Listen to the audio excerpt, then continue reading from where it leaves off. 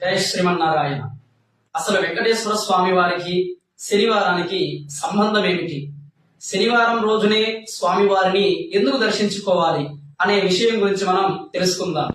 శ్రీనివాసుడు వెంకటాద్రికి తరలి వచ్చిన రోజు శనివారం. ఓంకారం ప్రభవించిన రోజు శనివారం. స్వామివారు శ్రీనివాసుని అవతారంలో ఉద్భవించిన రోజు శనివారం. సకల జనులకు శనిపీడలు తొలగించే రోజు శనివారం. మహాలక్ష్మిని వక్షస్థలాన నిలిపిన రోజు శనివారం.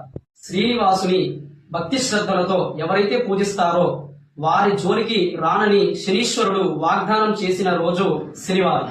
పద్మావతి శ్రీనివాసుల కళ్యాణం జరిగిన రోజు శనివారం. శ్రీవారికి సకల ఆభరణాలతో అలంకరించే రోజు శనివారం. స్వామివారిని 7 కొండలపై మొదటగా భక్తులు గుర్తించిన రోజు శనివారం.